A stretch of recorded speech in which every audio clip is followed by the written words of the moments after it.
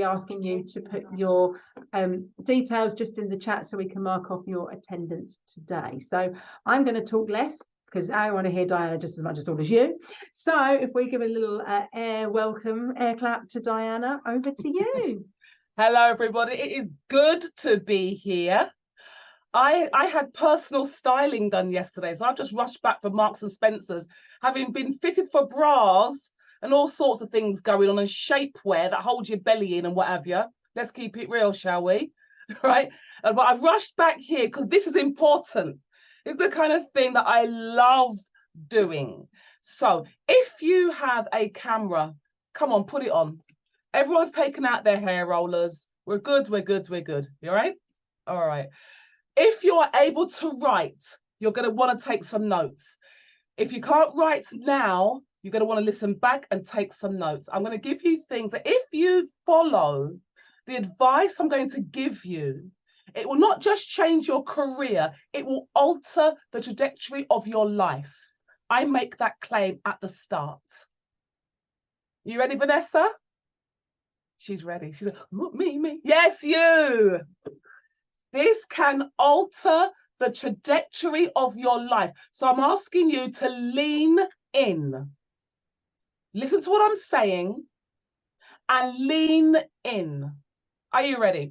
The first thing I'm going to say to you with all seriousness is confidence is not a feeling. You have been lied to. I tell you now. So was I, until I worked this out. I'm not telling you nothing that I have not been through. Confidence is not a feeling. It has nothing to do with your feelings. So you saying, I feel confident is a myth.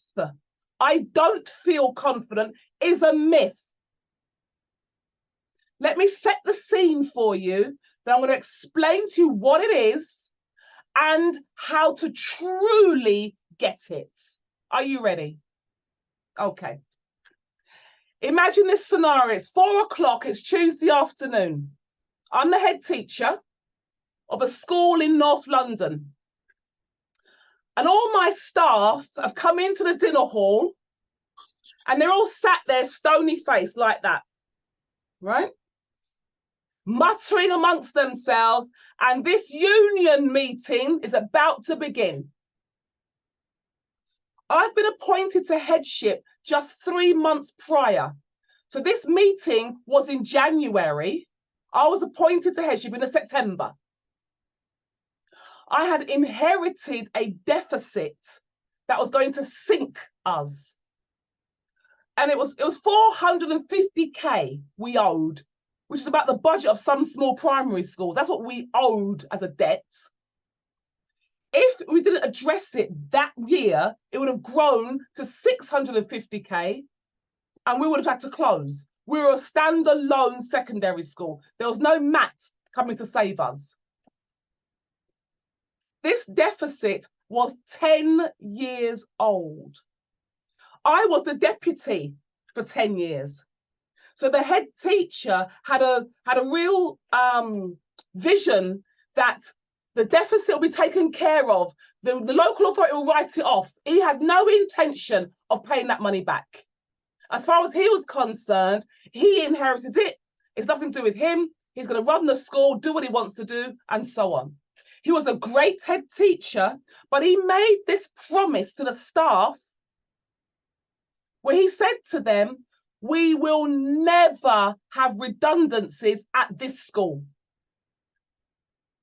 We will never have redundancies whilst I am your head teacher. The kind of thing that sounds good, but you cannot make those sweeping promises when you're a leader. So whilst he was head teacher, there were not any redundancies. Then along comes Diana. I'm the deputy. I get appointed as head September 2010, the gobby cow from South London. And the governors are very clear. We have to clear this deficit. The authority want their money back. They want it back now. 10 years have passed, no more grace. So I now am the head teacher, this black girl, gobby cow from South London, taking over from the white male head teacher. And my first job is to make staff redundant. Can you imagine how that felt? Can you imagine how the staff were against me? So I'm starting a program of redundancies in my first year of headship. I'm 39 years old. My first year of my first headship, I am making 10% of the staff redundant. For every 10 people, one has to go. So you count along 1 to 10, 10 goes. 10 to 20. Can you imagine doing that? Every single 10th person has to be sacked. It was toxic. I'm 39. It's my first headship. So we're in this meeting. We're in the school hall. My staff are over there. I'm here. My senior team are nowhere to be found. What a surprise. And as the meeting begins, colleagues, I tell you now, I was petrified. I wasn't scared. I was terrified. My heart was racing. My stomach felt sick. You know that feeling where it just drops to the floor? My hands were sweating. I stood in front of all these colleagues who I've worked with for over a decade. Remember, I've been a deputy for 10 years. Some of these people, I have known them for a decade. And now I'm the leader who's saying to them what was never to be said. Redundancies are going to start. I tell you now, colleagues, confidence is not a feeling. I felt sick. That had nothing to do with my confidence. I felt scared. I was so scared. But it had nothing to do with my confidence. I felt alone. I was alone. I was on my own. Again, nothing to do with my confidence. Because listen to me, if at that moment you had whispered in my ear, Diana, I've just deposited £1 million into your account. Denzel Washington's outside in a Rolls Royce, waiting to whisk you off to be Mrs. Washington. You're going to start your new life. I tell you now, all those feelings of nausea and sweaty would have gone. I would have done the meeting and run off to go be Mrs. Washington in a heartbeat. So what has happened here? Am I confident to run the meeting because I know I've got a good thing waiting outside for me? Would I be less confident if they said, Diana, Bozo the clown is waiting outside to marry you. When you finish the meeting, go marry and become Mrs. Bozo. No, I don't feel good about being Mrs. Bozo. But is my confidence based on how I feel, or is it something else? Let me tell you what it is, then I'm going to explain how you get it. Confidence is a state. It's a position. You are so clear-headed that you are sure of the following, that your hypothesis or prediction is correct. If we do X, Y is likely to follow. That you have chosen a course of action that is the most effective. Think about what I'm saying here. You trust you are making the right decision. You are confident of that. You trust this is the right way to proceed. Do phonics this way, do phonics that way. You are confident of that. But what is it that gives you the confidence? Is that you feel good? Is it that you feel empowered or you feel it's right? No, come on, think about it. If it's predicated on how I feel, nothing will be accomplished, because how I feel changes with the wind.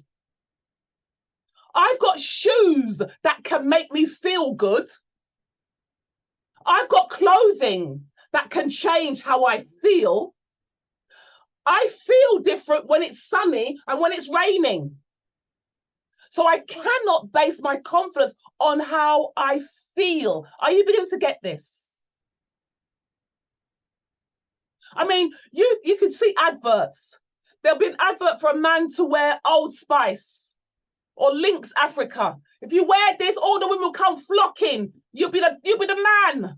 You've seen the advert. He puts it on and the women will all drop down dead at the man's feet. His confidence because of how he smells. His confidence inside the product. Or we go to the hair shop, we buy certain products. They say, if you put this, L'Oreal, put it in your hair, do like this, shake it, and you say you're worth it. Have you not seen the advert? You put certain makeup on your face, whatever. This cream, 79% of women, they only interview 4 women, but 79% of them said this cream makes their face look smooth. Is confidence inside the jar of cream? So come on now. It's a myth. It's not a feeling. It's a stance. It's a position. But you've got to do certain things to be eligible to take that stance. You don't have to feel confident in order to be confident. So divorce your feelings from your confidence. Divorce those two concepts. Don't link your confidence to how you feel. Instead, now here's the crucial thing. Instead, link your confidence to the actions you take prior to the day of battle. I'll say it again. Do not link confidence to how you feel. Link confidence to the actions you take prior to the day of battle. Think about it like this. Look, you're trying to lose weight, yeah? It's the same 2 kilos that go on, come off, go on, come off. You know what I'm talking about, right? Them same 2 kilos go up and down. But anyway, let's work with me on this example. You go to Weight Watchers or them slimming clubs. They make you weigh yourself in front of people in your pants, people you don't know. But you know, you put yourself through this rubbish, yeah? So they say, okay, for the week, you must eat 1,500 calories a day. Now, I know that my breakfast alone is a good 900, but anyway, let's just pretend, shall we, right? Pretend that we're a whole bunch of rabbits. We're going to eat vegetables. You eat 1,500 calories a day, and you walk vigorously for 30 minutes every single day for 7 days, okay? You go to the Weight Watchers meeting on the Sunday. You've done it for 7 days, 1,500 calories, and you've done the exercise for, you know, half an hour every day. Okay. You don't know how much weight you have lost, but you are confident that you have lost weight. When you get to the scales, you're there in your pants, people you don't know looking at you. So you put on matching underwear just in case. You know what I'm talking about, don't you? Yeah? You don't want to embarrass yourself with your big pants then. You know, you wear your little thong and you hope for the best. But you're there getting weighed at Weight Watchers. You can tell I've been, can't you? So you're there getting weighed. And you don't have to look down. You know that the scale is going to say something less than it said last week. Why? It doesn't matter about how I feel. It's because of these 3 things. Here it is, people, listen. You have taken the appropriate action, 1, in enough quantity, 2, to the correct quality. or depth. 3. There's the triangle. If you've done that triangle, you are eligible to stand in the confident stance. The appropriate action: don't eat so much and exercise. Enough quantity. It's not about not having one breakfast. It's about the amount of time. You have to regulate yourself every day, Diana, not just on Fridays. The correct quality level. Anyone can add a couple lettuce to their meal, but I'm adding lettuce to the McDonald's. The correct quality of the 1,500 calories. So the appropriate action in enough quantity to the correct quality or depth. If your triangle is complete, you are eligible to stand in the place of a confident person. How you feel has nothing to do with this. When I stand on those scales, I might have had a big argument with my husband and I'm feeling vexed. How I feel does not reflect the scale. Does that make sense? I don't link my confidence to how I'm feeling. Have I taken the correct action in enough quantity to the correct quality? That's all that confidence is looking for. I could be standing on the scales and I've got COVID. I feel sick. I feel sweaty. I feel like I want to drop. Nothing to do with anything. I could be standing on the scales. Denzel Washington's outside waiting for me. I feel good. Life is finally taking the way I want it to do. Nothing to do with it. I can only get the result I'm looking for if I've got that complete triangle.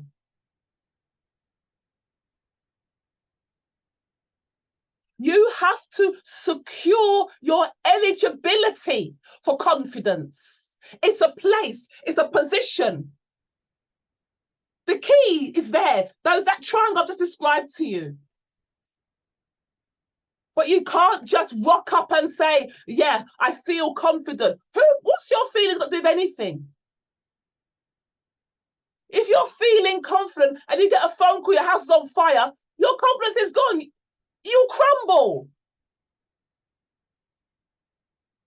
So let me add to this. You are clear-headed that your hypothesis or prediction is correct. Why? Because you've taken the appropriate action. Not just you just thought of something. Oh, I know, let's do this.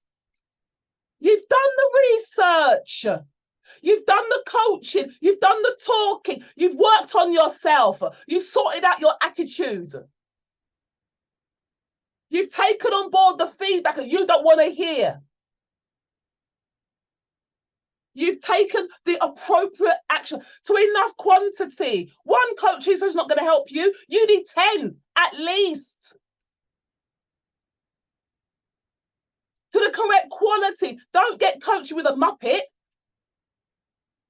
Yes, you've had the coaching. Coach is the right thing to do, but you've been coached by a muppet. Correct quality. So now think to yourself, and we're going to open up and talk in a minute. In the areas where you have not secured the stance of being confident, you lack that stance, you lack that position. You've got one leg in, but you're not quite there. Now you know that it's nothing to do with how you feel. Ask yourself, what do I need to do to increase my stance of confidence in that area? I'm telling you now, professionally or personally, this can change your life. It's not just about work, I'm saying. I'm talking to you about your life. Wherever you are, whatever you do, whoever you are, where you lack the stance of confidence, and you ask yourself, what do I need to do? Is it about the kind of action I'm taking? Is it appropriate? Is it the amount of times I'm doing it? I'm doing it once, I'm hoping that it's working. Or is it about the quality? Have I got my triangle in place?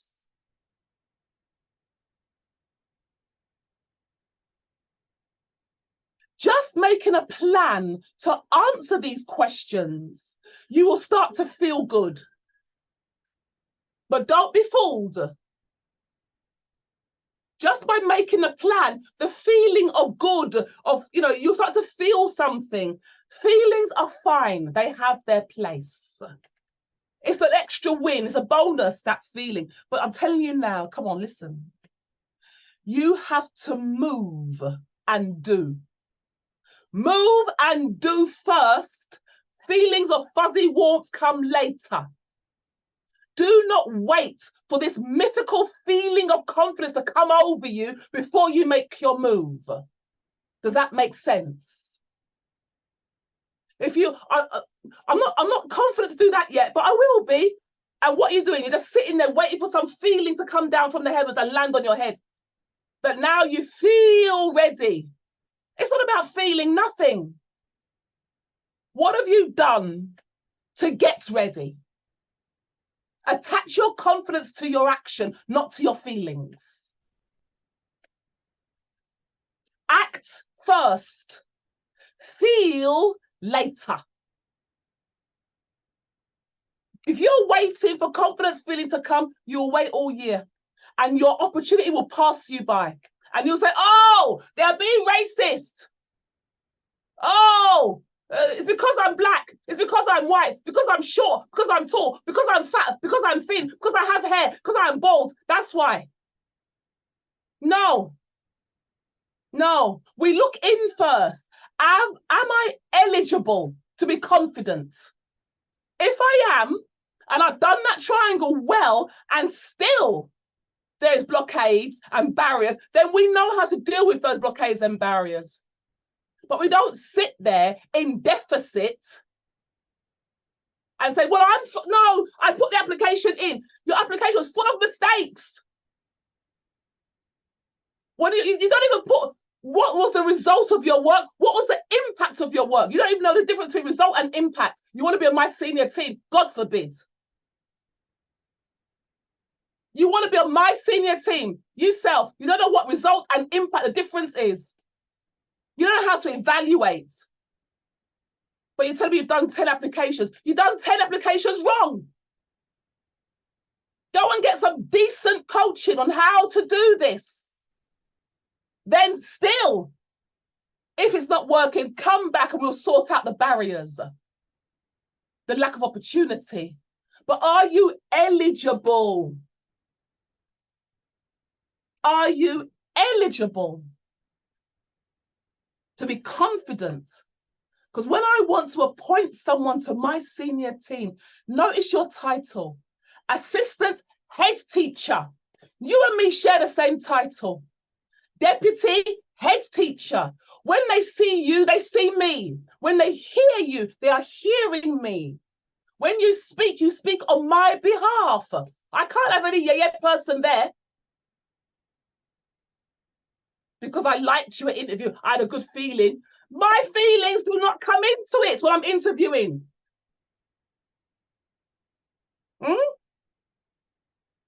If you're looking to get married, is it because of feelings? You'll marry a fool because you felt nice, he felt nice, she felt, you'll marry an idiot. You check, has he got six-pack? Has he got money? Has he got papers? Has he got job? Appropriate actions. Let feelings come later. Are you hearing what I'm saying? I'm trying to prevent you from marrying a muppet.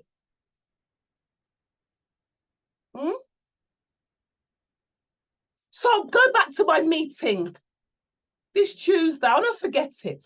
The staff who I love, who I care for, been together over a decade through difficult seasons.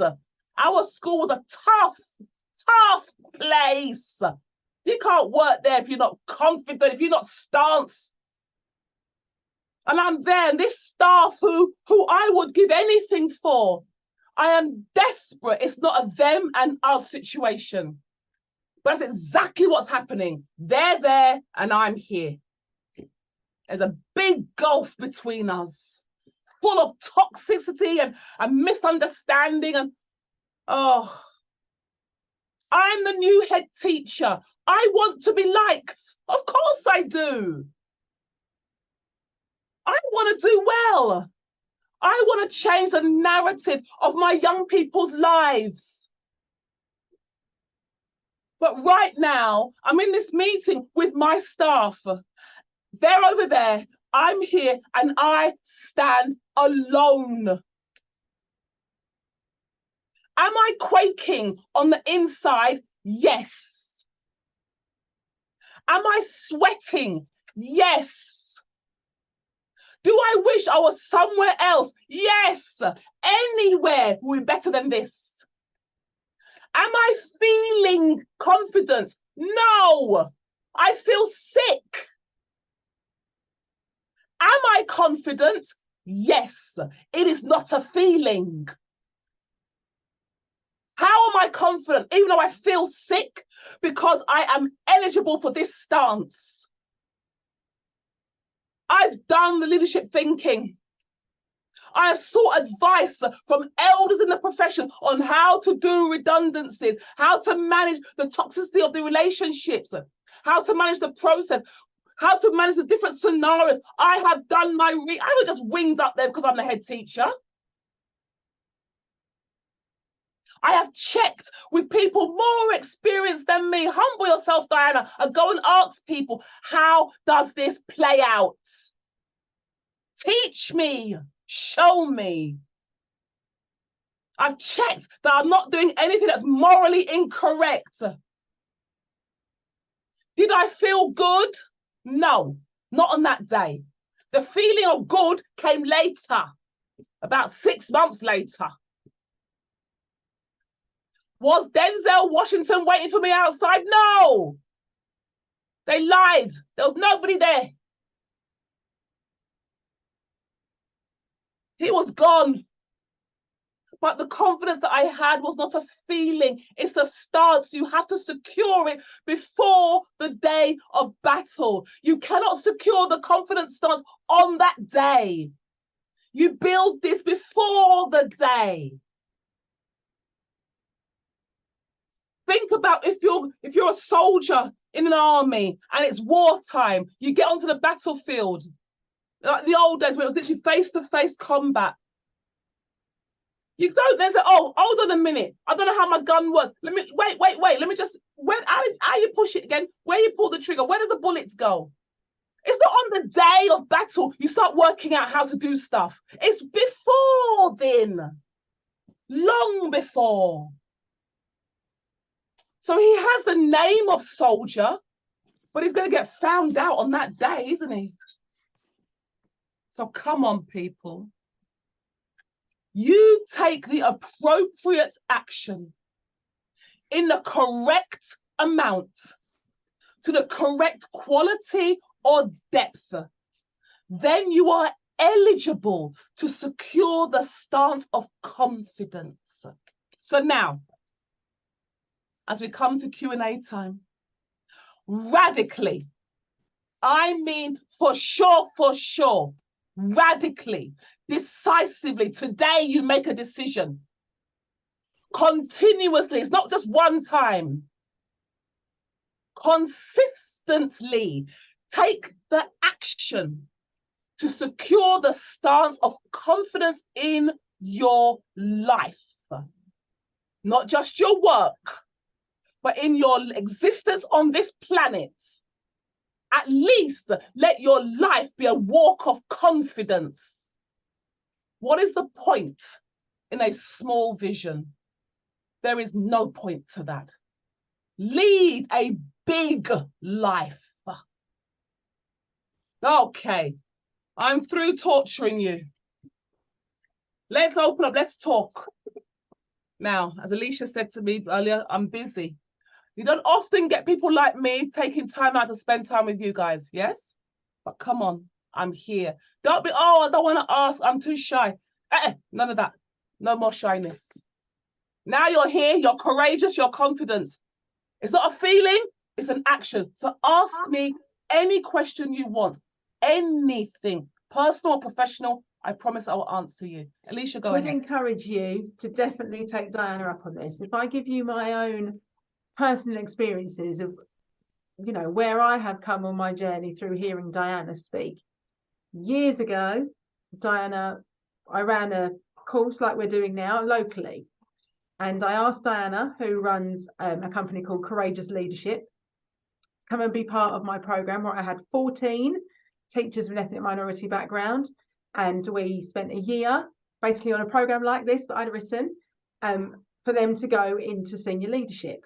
And when Diana came and did her Courageous Leadership course, and she stood there in front of us, and at the end of the day, which was full on, she made us all stand up one by one. After we had written down, she made us own our truth. Like, what is it that you're actually really afraid of that is stopping you from moving on? And I remember standing up and saying, do you know what? I am more and more aware that what's holding me back is that imposter syndrome. And actually, like Diana said, it is about that eligibility to be confident, because actually I was in a place where, you know, I felt like I'm there. So after that, I stood there, you know, we all ended up crying after we owned our truth at the end of it. And the next day I walked into my head teacher and I said, you will change my job description to make me deputy head, because I am doing this person's job, that person's job, this person's job. I'm being called assistant head, which is fine. But I know that if I want to then go and become a head, that actually you're paying me a deputy wage. So someone else who's got a deputy title that is cheaper than me, they'll get the job because they've got the title, and I'm still assistant head getting paid more than they are as a deputy. You changed my job title. And they did. So it's actually recognizing that where you are, and we can think about what those barriers are. Those barriers are real, those barriers exist. But actually, how much of it is within each and every one of us, knowing that we are ready, knowing that, because of, like Diana said, the actions that have taken place before the event hits. Now, what we can do is we can stop the recording. If that makes people feel a bit safer for, you know, asking things they might not want